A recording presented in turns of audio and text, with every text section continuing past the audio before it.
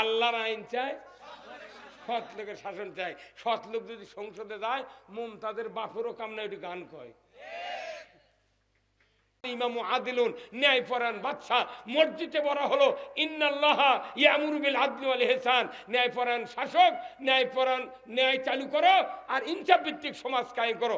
যে সরকার মুসলমান হওয়ার পরেও এই কাজ করলো না, অন্যায় বন্ধ করলো না, কিয়ামতের দিন ফাঁস করে জাহান্নামে যাবে। এখন আমরা যদি ওই সমস্ত লোক ভোট দিয়ে নেতা বানাই, তাহলে আমাকে কি এটা কি ভালো কাম হলো? এই জন্য তো বাংলাদেশ জামাত ইসলামী কয় আল্লাহর আইন চাই, জোরে হলো না কা, আল্লাহর আইন চাই, সৎ লোকের শাসন চাই। সৎ লোক যদি সংসদে যায়, মুমতাজের বাপেরও কামনা একটু গান কয়। আল্লাহ কোরআনে বলছেন সূরা আনফালের 4 নম্বর আয়াতে, ইন্নামাল মুমিনুনা আল্লাযীনা ইযা যুকিরাল্লাহু ওয়াজিলাত কুলুবুহুম ওয়া ইযা তুলিয়াত আলাইহিম আয়াতুহু জাদাতহুম ঈমানাও ওয়া আলা রাব্বিহিম ইয়াতাওয়াক্কালুন। আমার আল্লাহ বলেছেন নিশ্চয় যারা মুমিন, এই মুমিনের সামনে যুকিরাল্লাহ, আল্লাহর জিকির মানে আল্লাহর কথা যখন শোনানো হয়, কানে পড়ে, ওয়াজিলাত কুলুবুহুম, অন্তর থরথর করে কেঁপে ওঠে। এমন মুমিনের সামনে যদি কোরআন শোনানো হয়, মুমিনের অন্তর আল্লাহর দিকে ধাপিত হয়। আল্লাহ যখন দেখতে পায় এই মুমিন আমার রাস্তায় আসতেছে, আমি সাথে সাথে ওই মুমিনের অন্তরে ঈমানকে বাড়িয়ে দেই। কোরআন শুনলে ঈমান বাড়ে। কার কথা? জোরে বলে না, কার কথা? বিশ্বাস হয়? তাহলে কতগুলো মানুষ কোরআন শুনিচ্ছে রোজার মধ্যে, তারাবি পড়ে, ঈমান বাড়লো না কে? কোরআন শুনলে ঈমান বাড়বে না, কোরআন বুঝলে ঈমান বাড়বে। হ্যাঁ কথা কন। আচ্ছা, 1 গ্লাস 5,000 টাকা দিয়ে আমি একজনকে বললাম, ভাই এটা না খান তো, এটি আছে 20 টাকা, 5,000 দেবো, খান। ওই খাবি? কিছু খাবে না, ও 20-এর গুণাগুণ জানে। কথা কর, ওই জানে 20 খাওয়া মানে 5,000 টাকা কি করবো, আমি তো 20 খালি মরে যাবো, টাকা কি করবো? সেই জন্য 20-এর ক্রিয়া বুঝিছে, এই জন্য 20 খায় না। কিন্তু আমরা যদি 20-এর মতো কোরআনের প্রতিটা কথা বুঝাতে পারতাম, আমার দেশের মানুষকে হাত পাও বেঁধে রেখেও সুদ চালু করতে পারতো না। আমরা খালি বক্তৃতা করি, সোয়াব, জেকের, দাড়ি বড় করো, জুব্বা বড় করো, আর ক্ষণে ক্ষণে সুবহানাল্লাহ কও, আলহামদুলিল্লাহ।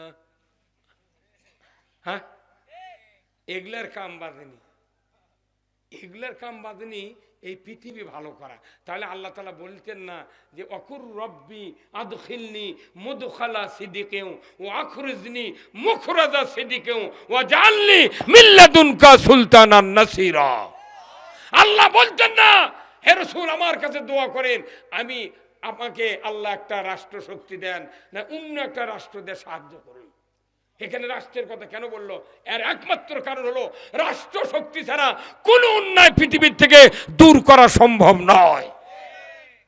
আপনি সোয়াবের বক্তৃতা দিচ্ছেন, লাভ কি?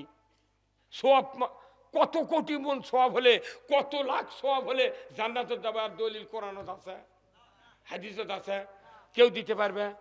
আচ্ছা কোন তো আল্লাহ বানাছে মানুষকে আইন মানার জন্য, আমরা সোয়াব লিয়ে ব্যস্ত। কি সোয়াব দিয়ে কি হবে রে? যার দাঁড়িয়ে উঠিছে আল্লাহর কাছে কি মোনাজাত করে, আল্লাহ তুই মুছ তুলে দে, বুঝে না? দাঁড়িয়ে যার উঠে গেছে এর মুছের জন্য দোয়া করা লাগে না, দাঁড়িয়ে উঠলি বোঝা যাবি মুছে উঠবি। আপনি আল্লাহর আইন মানলে আপনার সব সব সমাধান। ওই যে স্লোগান দেয়, সব সমস্যার সমাধান দিতে পারে আল কোরআন। তাহলে সব সমস্যার সমাধান দিতে পারে আল কোরআন যদি বিশ্বাস করেন, তাহলে সব জায়গায় কোরআন চালু করলে এ দেশে কোনো সোয়াবের প্রয়োজন নাই। আল্লাহ প্রথমে আমাদের আদি পিতাকে বলেছেন লা তাকরাবা হাযিহিস শাজারা, হে আদম তোমাকে একটা আইন বেহেশতের ভেতরে মানতে হবে, ওই বৃক্ষের নিকটবর্তী যেতে পারবে না। যেখানে যাওয়াই নিষেধ তার ফল খাওয়ার কথা বলা লাগে না। ইবলিস বুঝলো হ্যাঁ সুযোগ পাচ্ছি, আল্লাহ যেটা নিষেধ করছে ওটা করানই লাগবে। আল্লাহ বলছে লটারি হারাম, শয়তান লাগে জয়পুরের থেকে রাজ্জাকক ডাকে নিয়েছে, বগুড়া লটারি চালু করছে, দেখি আমার ভক্ত কয়জন। কোথায় মুসলমান? তাহলে রাষ্ট্রের ভেতরে এতগুলো অন্যায় অপকর্ম হচ্ছে, 17বার 17টা প্রধানমন্ত্রীর কাছে কোন রাষ্ট্রের কোন অন্যায় অবিচার কি লিরেছে, কি ওষুধ দিছে? কিছু দেয়নি। প্রতি সরকার এই দেশে আসে শুধু খালি অন্যায় আর অবিচার চালু করেছে। জায়গা ঘাসের বেশি মূল্যে ঘাস হয়, অন্যায় বুনে বুনে পুরো বাংলাদেশকে জঙ্গলে পরিণত করছে। আর যাই ভালো লোক কৃষক জমি লাগানোর 5 দিন পরে রিপিট দেয় যাতে ঘাস না হয়, আগাছা না হয়। কিন্তু আলসা লোক করছে কি, ঘাস না তুলে রিপিট না দিয়ে 10 কেজি করে সার ওই জমির দেশে 15 দিন পর পর কাটার সময় দাঁড়িয়ে কি ধান পাবি? কি পাবে? আমাদের বাংলাদেশ অবস্থা কি? দেশের যারা বারবার ক্ষমতা গেছে, যারা চালাচ্ছে, ওরা এই দেশের ঘাসের বিচি